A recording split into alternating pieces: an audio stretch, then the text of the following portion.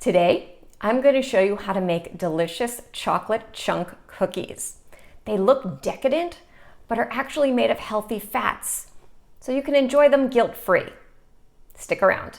The first ingredient is almond flour. We're going to use a superfine almond flour, which is basically just almonds that have been blanched, ground up. It's literally just almonds in there. Start with 3 1/4 cups of almond flour. Next up, we're going to do 1 teaspoon of salt. Now that we've got our almond flour and our salt in there, we're going to add either baking soda or baking powder. I'm going to use 1 tablespoon of baking powder, but if you prefer, you can use 1 teaspoon of baking soda. We put that in. We're going to add 2 eggs. Ideally, if you can get them at room temperature, great. If you're really eager to make the cookies and don't have time to wait for them after the fridge to be room temperature, it's fine. I tend to beat them a little bit before I put them in, so this is 2 eggs we're going to put in. I'm using organic eggs, I prefer, but use whatever eggs you like. So here's what we've got so far. We're going to add some organic coconut oil. Now, if you've never worked with coconut oil before, I can tell you that it's going to vary between liquid and solid depending on how you store it. So if you can see just this little bit, what it looks sort of like frosting, that's actually what it looks like in its solid form. It looks sort of like a frosting or a shortening. But what you're going to do here is you're going to take half a cup. I usually pop it in the microwave about 20 seconds and it should come out melted. And so then it's going to look more clear. Put that in. Next up, you need a teaspoon of vanilla extract. So let's add that. The vanilla extract, even if you go a little over, don't worry about it. Now that you've added the vanilla extract, the mix itself is done. I'm going to eventually be adding the chocolate, but at this point, it's time to just mix it and stir it. If you prefer, you can add a little bit of stevia here. I find it doesn't need it. Ultimately, these are going to come out more like a macaroon. And I'm not looking for a super sweet, ooey gooey, type of cookie. So this is enough for me. But if you find that the cookie isn't sweet enough to your taste, you can add a little bit of stevia to it. You want to mix it up so that everything is all combined, and it'll look like cookie dough. Now, while I mix this, let me just tell you that the ingredients I used are going to be enough for 40 little cookies. And typically a serving is 2, so I'll usually end up eating anywhere from 1 to 3 in a day. I will tell you that 20 cookies I find is plenty for me because I want to be able to eat them before they go bad. So if you're doing this just for yourself, you may want to just have the recipe and you'll still have plenty of cookies to last you probably close to a week. If you're doing this for a group, for a family where you think you need 40 cookies, then do the entire recipe the way I'm showing you. At this point, you can see it looks like cookie dough, and that's what it should look like. So what we're going to do is actually put it into the refrigerator for a couple of minutes just to chill it. If you don't have room in your fridge or you don't have time for it, you can live without it. What the chilling does is it actually helps just make it a little bit less sticky on your hands and easier to roll out. Well, I've got the dough in the fridge. This is a perfect time to prepare the chocolate.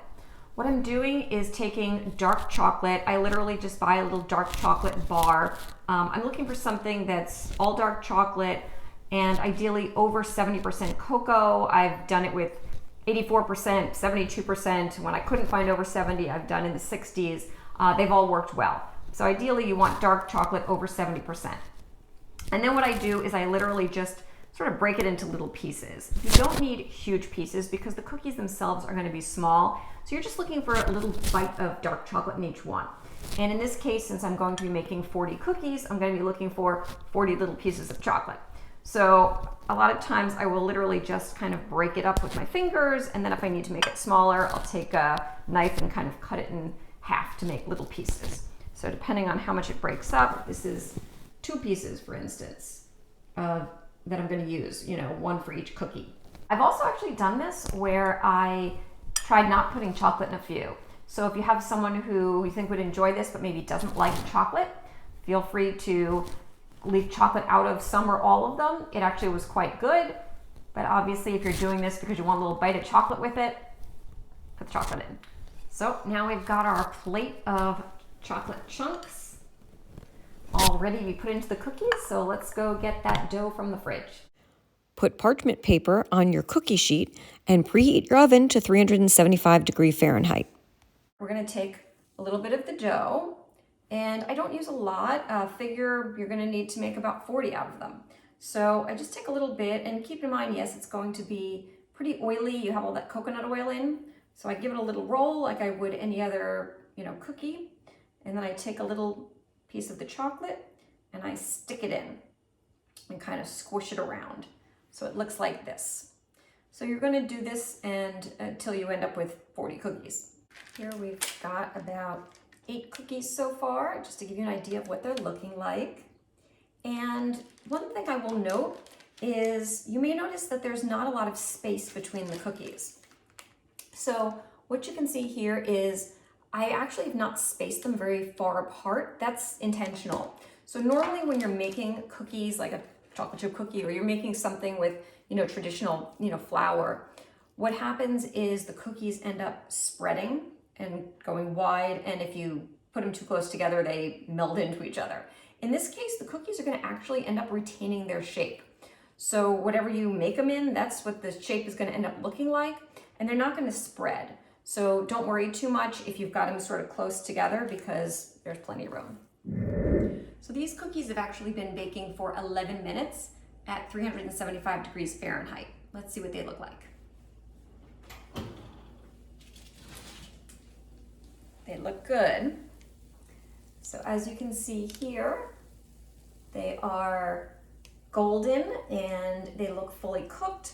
The chocolate you can see is softening. It's not completely melting, but it definitely looks melted. So at this point, we're just gonna let them sit for a little bit. If you can't wait, feel free to grab one. Just keep in mind they're gonna be hot, but they're done, they're cooked, they're ready to eat. You can put them in your cookie jar, or I will sometimes just store them in some sort of a closed container.